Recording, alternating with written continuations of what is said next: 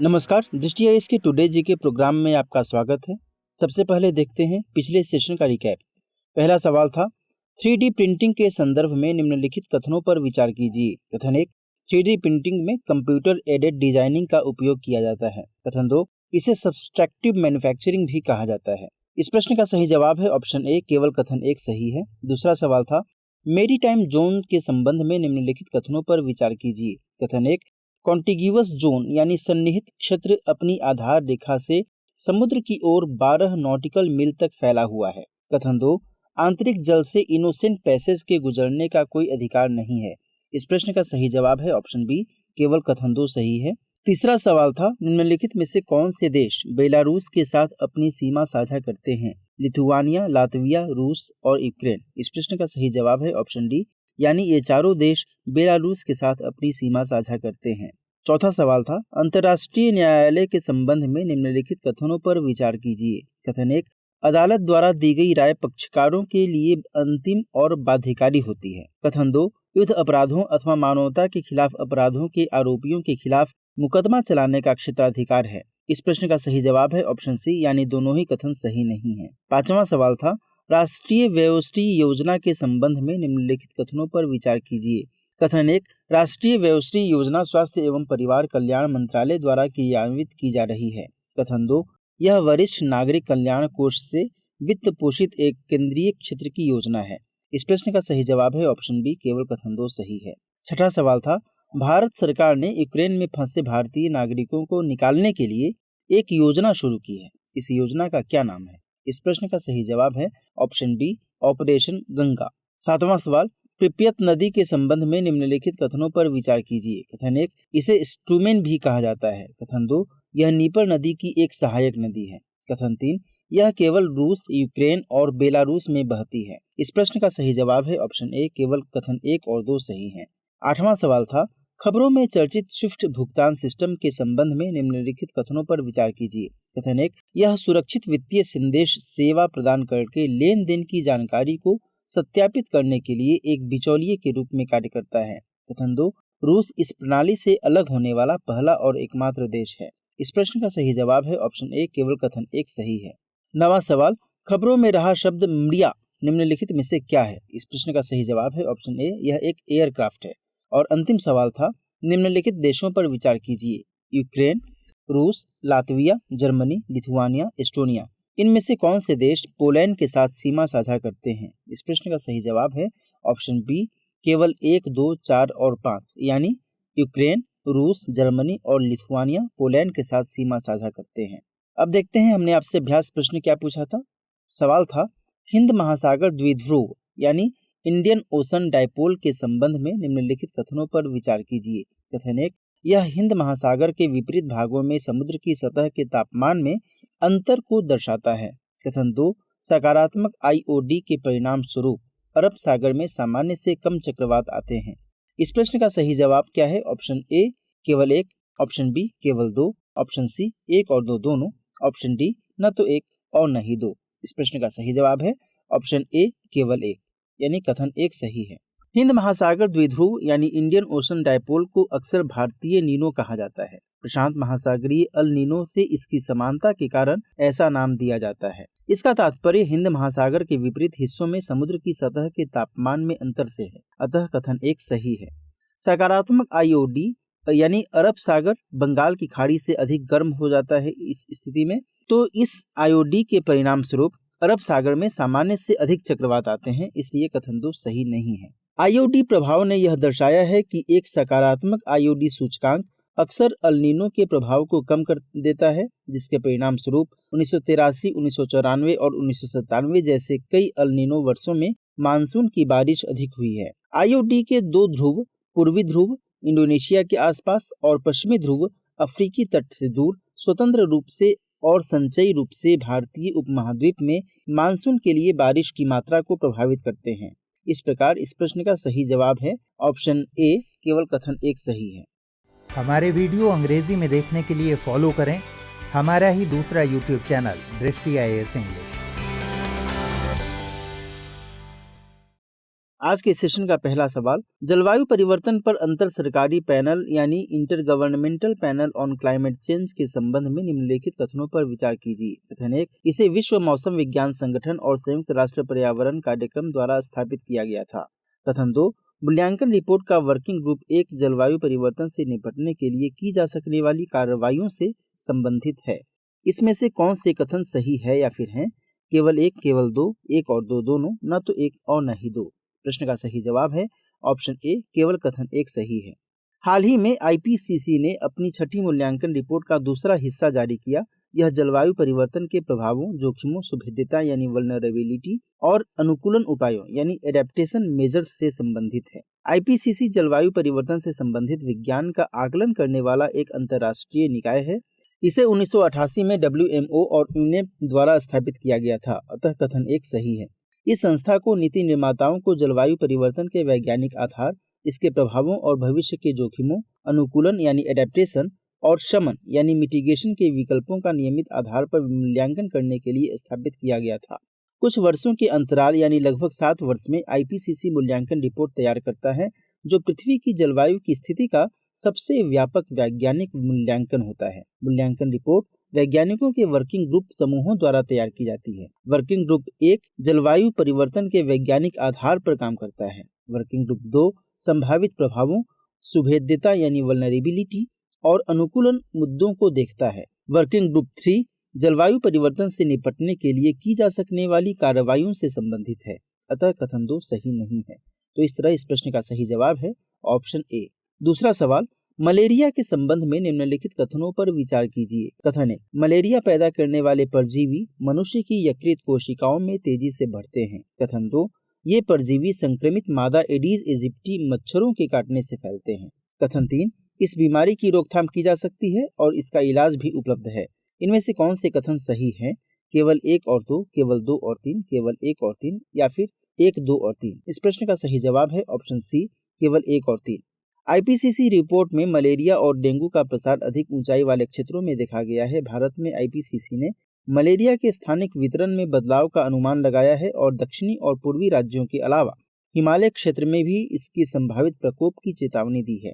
Malaria Plasmodium परजीवी के कारण होने वाला एक जानलेवा मच्छर जनित रक्त रोग है। यह रोग मुख्य रूप से अफ्रीका, दक्षिण अमेरिका और साथ ही एशिया के उष्णकटिबंधीय और उपोष्णकटिबंधीय क्षेत्रों में पाया जाता है। ये परजीवी संक्रमित मादा एनोफिलीज मच्छर के काटने से फैलते हैं, अतः कथन 2 गलत है। मानव शरीर में प्रवेश करने के बाद परजीवी शुरू में यकृत कोशिकाओं के भीतर तेजी से बढ़ते हैं और फिर लाल रक्त कोशिकाओं यानी आरबीसी पर हमला करते हैं, जिसके परिणाम स्वरूप इन कोशिकाओं का टूटना शुरू होता है, अतः कथन 1 सही है। इस बीमारी की रोकथाम की जा सकती है और इसका इलाज भी उपलब्ध है, अतः कथन 3 भी सही है। तो इस तरह इस प्रश्न का सही जवाब है ऑप्शन सी, केवल कथन 1 और 3 सही हैं। क्वेश्चन नंबर 3, यूरोपीय संघ के संबंध में निम्नलिखित कथनों पर विचार कीजिए। कथन 1, लिस्बन की संधि ने यूरोपीय संघ को अंतर्राष्ट्रीय संधियों पर हस्ताक्षर करने के लिए अधिकृत करने की शक्तियां दी। कथन 2, यूरोजोन यूरोपीय संघ में एक वीजा मुक्त यात्रा क्षेत्र है। कथन 3, 2012 में यूरोपीय संघ को नोबेल शांति पुरस्कार मिला। इनमें से कौन सा ऐसे कथन सही नहीं है या फिर हैं? केवल 1 और 2, केवल 2, केवल 3, 1, 2 और 3। इस प्रश्न का सही जवाब है ऑप्शन बी, केवल 2 सही नहीं है। हाल ही में यूक्रेन के राष्ट्रपति ने यूरोपीय संघ में यूक्रेन की सदस्यता के लिए आधिकारिक रूप से एक आवेदन पर हस्ताक्षर किए हैं। यूरोपीय संघ 27 देशों का एक आर्थिक और राजनीतिक संघ है। यूरोपीय संघ एक आंतरिक या एकल बाजार संचालित करता है, जिससे सदस्य देशों के बीच माल, पूंजी, सेवाओं और लोगों की मुक्त आवाजाही सुनिश्चित हो पाती है। 2009 में लागू की गई लिस्बन संधि ने यूरोपीय संघ को अधिक व्यापक शक्तियां प्रदान की, जिसमें अंतर्राष्ट्रीय संधियों पर हस्ताक्षर करने, सीमा पर गश्त बढ़ाने और अन्य सुरक्षा और प्रवर्तन प्रावधान शामिल हैं, अतः कथन 1 सही है। यूरोजोन यूरोपीय संघ के सदस्य देशों का एक मौद्रिक संघ है, जिन्होंने यूरो को अपनी प्राथमिक मुद्रा और एकमात्र वैध मुद्रा के रूप में अपनाया है, अतः कथन 2 सही नहीं है। 2012 में यूरोपीय संघ को यूरोप में शांति और सुलह, लोकतंत्र और मानवाधिकारों की उन्नति में योगदान के लिए नोबेल शांति पुरस्कार मिला, इसलिए कथन 3 सही है। तो इस तरह इस प्रश्न का सही जवाब है ऑप्शन बी, केवल कथन 2 गलत है। चौथा सवाल, निम्नलिखित कथनों पर विचार कीजिए। कथन 1, रूस और यूक्रेन दुनिया के सूरजमुखी के तेल का लगभग 80% निर्यात करते हैं। कथन 2, भारत में खाद्य तिलहनों के उत्पादन को बढ़ाने के लिए पीली क्रांति शुरू की गई थी। कथन 3, भारत विश्व में खाद्य तेलों का सबसे बड़ा आयातक है। इनमें से कौन सा या से कथन सही है या फिर है? केवल 1 और 2, केवल 2 और 3, केवल 3, 1, 2 और 3। इस प्रश्न का सही जवाब है ऑप्शन डी, तीनों ही कथन सही हैं। रूस और यूक्रेन के बीच एक भीषण युद्ध के दरमियान भारत भेजेगी खाना पकाने के तेल की शिपमेंट जोखिम में पड़ गई है, क्योंकि रसद और लोडिंग कई बंदरगाहों पर अटकी हुई है। रूस और यूक्रेन दोनों देश एक दूसरे के खिलाफ युद्ध कर रहे हैं, जो दुनिया के सूरजमुखी तेल का लगभग 80% निर्यात करते हैं। अतः कथन 1 सही है। पीली क्रांति घरेलू मांग को पूरा करने के लिए देश में खाद्य तिलहन के उत्पादन को बढ़ाने के लिए शुरू की गई थी, इसलिए कथन 2 सही है। भारत विश्व में खाद्य तेलों का सबसे बड़ा आयातक है। भारत लगभग 14 मिलियन से 15 मिलियन मीट्रिक टन प्रति वर्ष आयात करता है, इसलिए कथन 3 भी सही है। इस तरह इस प्रश्न का सही जवाब है ऑप्शन डी, यानी तीनों कथन सही हैं। क्वेश्चन नंबर 5, निम्नलिखित कथनों पर विचार कीजिए। कथन 1, जन औषधि केंद्रों की स्थापना स्वयं सहायता समूहों और गैर सरकारी संगठनों द्वारा अस्पताल परिसर के बाहर कहीं भी की जा सकती है। कथन 2, प्रधानमंत्री भारतीय जन औषधि परियोजना आयुष मंत्रालय की ओर से शुरू किया गया एक अभियान है। इनमें से कौन सा ऐसे कथन सही है या फिर है? केवल 1, केवल 2, 1 और 2 दोनों, न तो 1 और न ही 2। इस प्रश्न का सही जवाब है ऑप्शन ए, केवल कथन 1 सही है। भारत के औषध एवं चिकित्सा उपकरण bureau, pharmaceuticals and medical devices bureau ने चौथा जन औषधि दिवस मनाने के लिए देश भर में विभिन्न स्थानों पर एक सप्ताह के उत्सव का आयोजन किया है। जन औषधि दिवस की थीम जन औषधि जन उपयोगी है। जन औषधि केंद्र डॉक्टरों, फार्मासिस्टों, उद्यमियों, स्वयं सहायता समूहों, गैर सरकारी संगठनों, धर्मार्थ समितियों आदि द्वारा किसी भी उपयुक्त स्थान पर या अस्पताल परिसर के बाहर खोले जा सकते हैं। अतः कथन 1 सही है। प्रधानमंत्री भारतीय जन औषधि परियोजना औषध विभाग द्वारा शुरू किया गया एक अभियान है। अतः कथन 2 सही नहीं है। तो इस तरह इस प्रश्न का सही जवाब है ऑप्शन ए, केवल कथन 1 सही है। क्वेश्चन नंबर 6, निम्नलिखित कथनों पर विचार कीजिए। कथन 1, रूस के पास दुनिया में परमाणु हथियारों का सबसे बड़ा भंडार है। कथन 2, जार बॉम्बा अब तक बनाया और परीक्षण किया गया सबसे शक्तिशाली परमाणु हथियार है। कथन 3, उत्तर कोरिया एक गैर परमाणु हथियार देश के रूप में एनपीटी में शामिल हुआ, लेकिन 2003 में एनपीटी से अपना नाम वापस ले लिया। इनमें से कौन सा ऐसे कथन सही है या फिर है? केवल 1, केवल 2 और 3, केवल 1 और 2, उपरोक्त सभी। इस प्रश्न का सही जवाब है ऑप्शन डी, तीनों ही कथन सही हैं। बीते दिनों रूसी राष्ट्रपति व्लादिमीर पुतिन ने रूस के परमाणु निरोध बलों को हाई अलर्ट पर रखने का आदेश दिया। रूस के पास दुनिया में परमाणु हथियारों का सबसे बड़ा भंडार है। अतः कथन 1 सही है। ऐसा माना जाता है कि रूस के पास दुनिया के 14,000 परमाणु हथियारों में से आधे से अधिक का जखीरा है। जार बॉम्बा को 1960 के दशक की शुरुआत में सोवियत संघ ने बनाया था। यह अब तक बनाया और परीक्षण किया गया सबसे शक्तिशाली परमाणु हथियार है। इसने मानव इतिहास में सबसे बड़े मानव निर्मित विस्फोट को अंजाम दिया है। अतः कथन 2 सही है। इसकी अनुमानित विस्फोटक शक्ति लगभग 50 मेगाटन थी। सोवियत संघ के 1991 के पतन के बाद बेलारूस, कजाकिस्तान और यूक्रेन को परमाणु हथियार विरासत में मिले। इन देशों ने विरासत में मिले परमाणु हथियारों को रूस को वापस कर दिया और गैर परमाणु हथियार देशों के रूप में एनपीटी में शामिल हो गए। उत्तर कोरिया एक गैर परमाणु हथियार देश के रूप में एनपीटी में शामिल हुआ था, लेकिन 2003 में एनपीटी से अपना नाम वापस ले लिया। अतः कथन 3 सही है। तो इस तरह इस प्रश्न का सही जवाब है, तीनों ही कथन सही हैं। क्वेश्चन नंबर 7, संयुक्त राज्य अमेरिका से कौन सा देश कोविड-19 टीकों का सबसे बड़ा प्राप्तकर्ता बन गया है? भारत, पाकिस्तान, इजराइल या फिर बांग्लादेश? इस प्रश्न का सही जवाब है ऑप्शन डी, बांग्लादेश। WHO की कोवैक्स सुविधा के जरिए दुनिया भर में अमेरिका द्वारा दान किए गए कोविड टीकों का सबसे बड़ा प्राप्तकर्ता बांग्लादेश बन गया है। फाइजर वैक्सीन की 10 मिलियन खुराक की नवीनतम खेप के साथ अमेरिका ने बांग्लादेश को टीकों की कुल 61 मिलियन खुराकें दान की हैं। अतः विकल्प डी सही है। क्वेश्चन नंबर 8, अन गलील ओरुवन यानी वन अमोंग यू निम्नलिखित में से किस शख्सियत की आत्मकथा है? M.K. Stalin, Chandrababu Naidu, M. Karunanidhi या फिर जयललिता?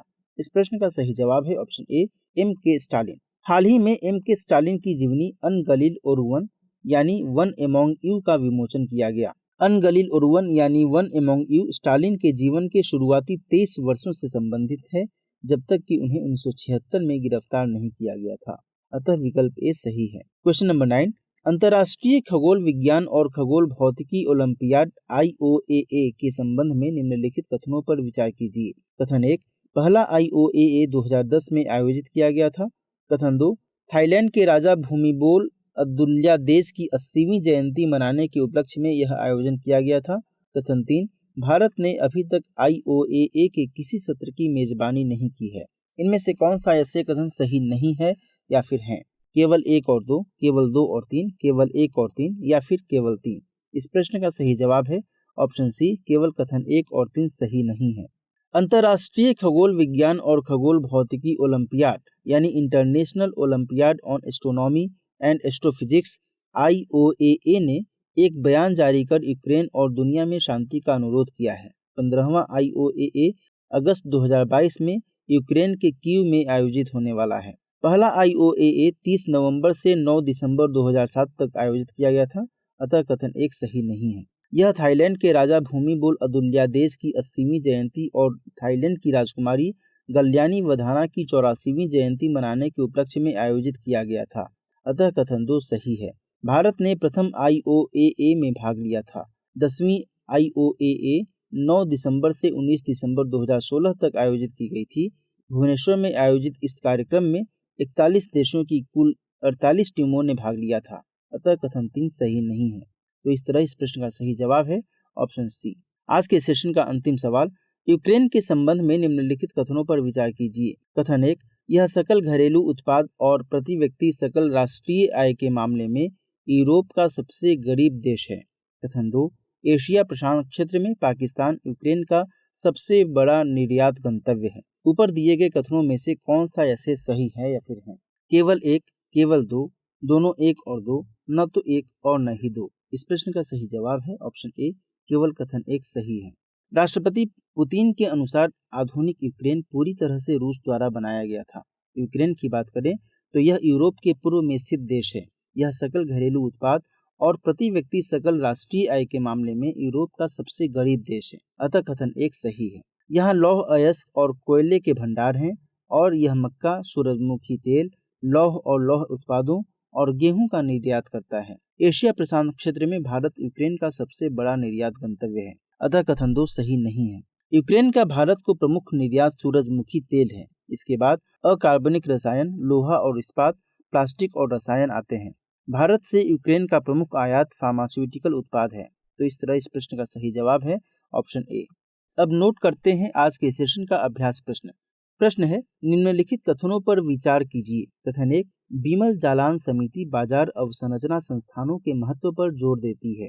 कथन 2, स्टॉक एक्सचेंज, डिपॉजिटरी और क्लियरिंग कॉरपोरेशन को सामूहिक रूप से सिक्योरिटीज मार्केट इंफ्रास्ट्रक्चर इंस्टीट्यूशंस के रूप में जाना जाता है। उपरोक्त में से कौन सा ऐसे कथन सही है या फिर है? केवल 1, केवल 2, दोनों 1 और 2, न तो 1 और न ही 2। इस प्रश्न का सही जवाब कमेंट सेक्शन में देना न भूलें। मिलते हैं अगले सेशन में नए सवालों और उनकी व्याख्याओं के साथ। तब तक के लिए नमस्कार।